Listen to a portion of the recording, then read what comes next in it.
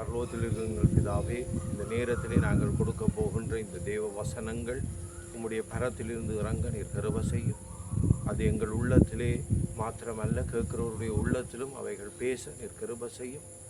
அதே நேரம் இந்த செய்தியானது நீர் யாரை தெரிவு செய்திருக்கிறீர்களோ அவர்களுடைய உள்ளத்துக்கு போய் சென்றடைய நீர் கிருபை செய்யும்.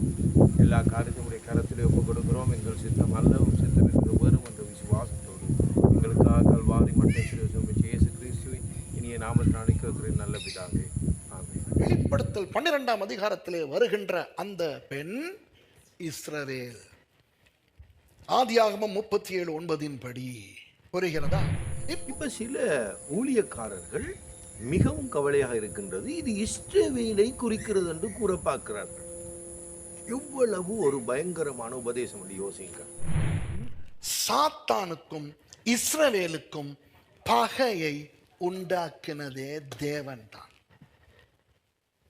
ஆகவே சாத்தானையும் இஸ்ரவேலையும் ஒரு நாளும் சமாதானப்படுத்த முடியாது. இது தானாய் உருவான ஒரு பகை அல்ல, எரிச்சலில் உண்டான ஒரு பகை அல்ல, பொறாமையினால் உண்டான பகை அல்ல. இது தேவனே உண்டாக்கிய பகை. அவரே அதை நீக்கினால் அன்றி அந்த பகை தீரவே தீராது. அப்படியானால் சாத்தான் யாரையெல்லாம் தன் கட்டுப்பாட்டிலே வைத்திருக்கிறானோ அவர்கள் எல்லாருமே இஸ்ரவேலின் மேல் பகையோடு இருப்பார்கள் என்பது நடக்க வேண்டிய ஒன்று. இப்ப புரிகிறதா? அதனால் இன்றைக்கு நீங்கள் உலகத்தை பார்த்தால், இன்றைக்கு மாத்திரமல்ல, என்றைக்கு இஸ்ரவேல் உதயமாகியதோ அன்றிலிருந்து இன்று வரை நீங்கள் பார்த்தால் சாத்தானும் சாத்தானை சேவிக்கும் தேசங்களும் சாத்தானை நேசிக்கும் சேவிக்கும் மக்களும் மதங்களும் இஸ்ரவேலை வெறுக்கின்றன. அதனால் பிசாசு இன்னும் ஒரு பெரிய தந்திரத்தை செய்கிறான். அது தேவையில்லை, சாடையாக சொல்லுகிறேன். என்ன தெரியுமா? அப்பாவி கிறிஸ்தவர்கள் இருக்கிறார்களே, அப்பாவி கிறிஸ்தவர்கள். நீங்கள் எல்லாம் யார்? அப்பாவி கிறிஸ்தவர்கள். அப்போ உண்மையாக அநேக கிறிஸ்தவர்கள், பெரும்பாலான கிறிஸ்தவர்கள் அப்பாவி கிறிஸ்தவர்கள். அந்த அப்பாவி கிறிஸ்தவர்களுடைய அப்பாவித்தனத்தையும் அறியாமையையும் வேதத்தின் ஆழங்கள் மற்றும் ரகசியங்கள் தெரியாதவையும் காரணமாய் வைத்து இஸ்ரவேலின் பகைஞர்களாக்கி வைத்திருக்கிறான் பிசாசு. எத்தனை கிறிஸ்தவர்களுக்கு இஸ்ரவேல் பிடிக்காது தெரியுமா?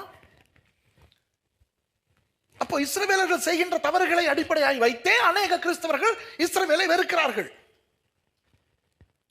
அப்போ என்ன நடக்கிறது? சாத்தான் இஸ்ரவேலின் மேலே பகை கொண்டிருக்கின்றபடியினால் சாத்தான் யாரையெல்லாம் இஸ்ரவேலுக்கு எதிராய் எழுப்ப முடியுமோ எழுப்பிக் கொண்டு வருகிறான். தேசங்கள், சாம்ராஜ்யங்கள், பெரிய பெரிய மக்கள். நாம் ஒன்றை கவனித்துக் கொள்ள வேண்டும். நாம் இஸ்ரவேலை வெறுத்து கொண்டிருந்தால் நம்முடைய கிறிஸ்தவத்துக்குள்ளே ஏதோ ஒன்று இடிக்கிறது என்று அர்த்தம். அவர்கள் தவறுகள் செய்கிறார்களா? செய்யட்டும், அவர்களுக்காக ஜெபிப்போம். ஆனால் அவர்களை வெறுக்கிறதோ அவர்களை பகைஞர்களாய் எண்ணுவதோ நாம் சாத்தானின் பக்கம் சாருவதற்கு அடையாளமாய் போய்விடும். இன்றைக்கும் சில கிறிஸ்தவர்கள் இஸ்ரவேலை விசேஷமாய் நேசிக்கிறார்கள். அதே நேரம் சில ஊழியக்காரர்கள் இஸ்ரவேலை நேசிக்காவிட்டால் அங்கு பிசாசினுடைய ஆவி கிரியை செய்கிறது என்று ஒரு பொய்யை கூறுகிறார்கள். அப்படி என்றால் இந்த இஸ்ரவேலை முதல் சபித்தது யார்?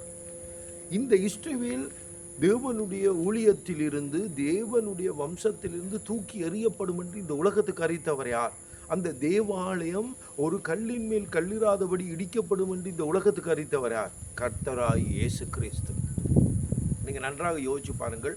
மத்தேயு 23ஆம் அதிகாரம் 38-39 இயேசுவானவர் தெளிவாக சொல்லுகிறார், உங்கள் வீடு உங்களுக்கு பாழாக்கி விடப்படும். நீங்கள் 24ஆம் அதிகாரத்துக்கு கடந்து வருவீர்கள் என்றால் அங்கேயும் வேதம் தெளிவாக சொல்லுகின்றது, ஒரு கல்லின் மேல் கல்லிராதபடி இந்த ஆலயமானது இடிக்கப்படும். இதே காரியத்தை நீங்கள் மத்தேயு 27ஆம் அதிகாரத்தை போய் வாசிப்பீர்கள் என்று சொன்னால் 51-52 தேவாலயனுடைய திரட்சியிலை மேலிருந்து கீழ் வரை 2ஆக கிழிகிறது என்று சொல்லுகிறது. ஆகையால் இந்த யூதர்களை படிவா நீங்கள் சிந்தித்து பாருங்கள், கைவிட்டது இயேசுவானவர். அதற்கு காரணம் அவர்கள் இயேசுவை மெசியாவாக ஏற்றுக்கொள்ளவில்லை. இயேசுவை மெசியாவாக இன்றும் ஏற்றுக்கொள்ளாத இஸ்ரவேலர்கள் தேவனுக்கு பிரியமானவர்கள் என்றும், அவர்களை குறித்து நாங்கள் தவறாக பேசினால் அது பிசாசனுடைய செயல் என்று சொல்லுவது எவ்வளவு வேதத்துக்கு முரணான கருத்தண்டை யோசித்து பாருங்கள். முதலாவது, நீங்கள் ஒரு காரியத்தை தெளிவாக தெரிந்து கொள்ள வேண்டும். இந்த உலகத்திலே இயேசுவினுடைய மரணத்துக்கு பிறகு, இது தெளிவாக விளங்கிக் கொள்ளுங்கள், கிறிஸ்தவத்திலே எந்த ஒரு இனத்துக்கோ, ஒரு மதத்துக்கோ, ஒரு மொழிக்கோ ஒரு முக்கியத்துவம் கொடுக்கப்படவில்லை. இயேசு சுவாமி இந்த உலகத்தில் உள்ள எல்லாவரையும் சமமாக நேசிக்கின்றார்.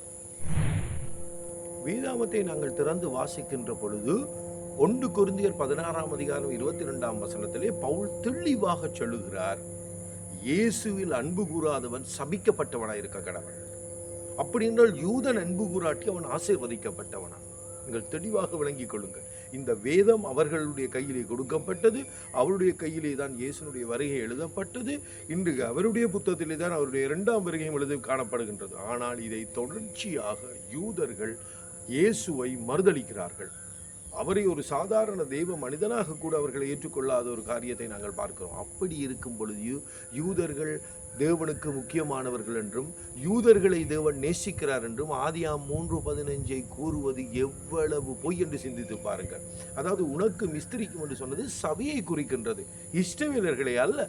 இதுக்கு வெளிப்படுத்தல் 12ஆம் அதிகாரம் 1வது வசனத்தை நாங்கள் வாசிக்கும் பொழுது அதிலே வருகின்ற சூரியன், தெளிவாக விளங்கிக் கொள்ளுங்கள், அது பழைய ஏற்பாட்டிலே உள்ள யாக்கோபையும், அதே நேரம் அந்த சூரியன் என்று சொல்லப்படுகின்றது யாக்கோபை குறிக்கிறது போல் சந்திரன் என்று சொல்லப்படுகிறது ராகேலையும் குறிக்கிறது என்று ஒரு பிழையான விளக்கத்தை அளிக்கிறார்கள்.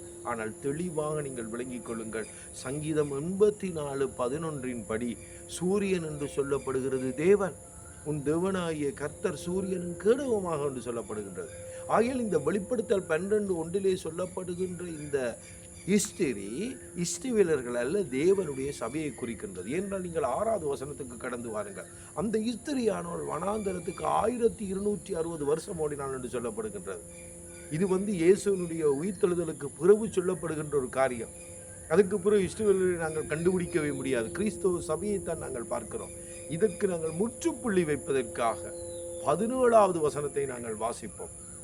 அப்பொழுது வலுசர்ப்பமானது இஸ்திரியின் மேல் கோபம் கொண்டு, அதாவது இந்த சர்ப்பம் என்று சொல்லப்படுகின்ற வெளிப்படுத்தல் 12:9 சாத்தானை குறிக்கின்றது. அந்த சர்ப்பமானது இஸ்திரியின் மேல், தேவனுடைய சபையின் மேல் கோபம் கொள்ளுகிறது என்று பார்க்கிறோம். ஆகையால் இந்த சண்டை ஆதியாமத்தில் தொடங்கினது, அந்தம் வரைக்கும் முடிவு பரியந்தம் செல்ல போகிறது என்று நாங்கள் பார்க்கிறோம். அதாவது பிசாசு தேவனுடைய ஜனங்களோடும் சபையோடும் மோதிக்கொண்டு தான் இருக்கும்.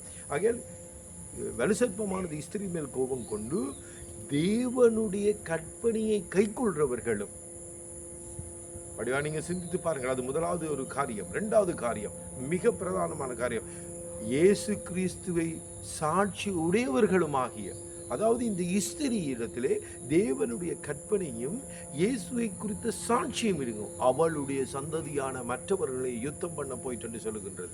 ஆகையால் இந்த சபை இயேசுவை சாட்சி கொடுக்கின்ற ஒரு சபை. ஆதியிலே உருவாக்கப்பட்ட, ஏதேனில் உருவாக்கப்பட்ட சபை இறுதி வரை வரும் பொழுது அதுதான் தேவனுடைய சபை. ஆகையால் இந்த சபை, இந்த இஸ்திரி கிறிஸ்தவர்களை குறிக்கிறதே ஒழிய வேறு யாரையும் குறிக்கிறதில்லை என்பதை நாங்கள் தெளிவாக பார்க்கிறோம். இன்னொரு பிரதானமான நாங்கள் காரியத்தை என்ன பார்க்கிறோம் என்று சொன்னால், இந்த இஸ்ரவேலர்கள் என்று மக்கள் கூறுவதற்கான காரணம், இவர்கள் நினைக்கிறார்கள் அவர்கள் தான் தேவனுடைய சந்ததி என்று. வேதாமத்தின்படி ரோமர் பவுல் சொல்லுகிறார், உள்ளத்தில் யூதனானவனே யூதன், எழுத்தின்படி அல்ல ஆவியின்படி செய்யப்பட்ட விருத்த சேதனம். இப்படிப்பட்டவனுக்குரிய புகழ்ச்சி, தெளிவாக பாருங்கள், மனுஷரால் அல்ல தேவனால் உண்டாயிருக்கிறது. ஆகையால் இந்த காரியத்தை மனிதர் விளங்கிக் கொள்ளப் போவதில்லை. அதனால்தான் இவர்கள் இஸ்ரவேலர்களுக்கு முதலிடத்தை கொடுக்கிறார்கள். யோவான் 3:16 கூட இவர்களுக்கு விளக்கம் தெரியாது. தேவன் தம்முடைய ஒரே பேரான குமாரனை விசுவாசிக்கிறவன் எவனோ அவன் கெட்டு போகாமல் உலகத்தில் அன்பு கூர்ந்தார் என்று சொல்லப்படுகின்றது. அதாவது இந்த உலகத்தில் இயேசு அன்பு கூர்ந்தாரை ஒழிய யூதரிடத்திலேயோ, கிரேக்கரிடத்திலேயோ, சுவாதியரிடத்திலேயோ, அடிமை இடத்திலேயோ அவர் அன்பு கூறவில்லை.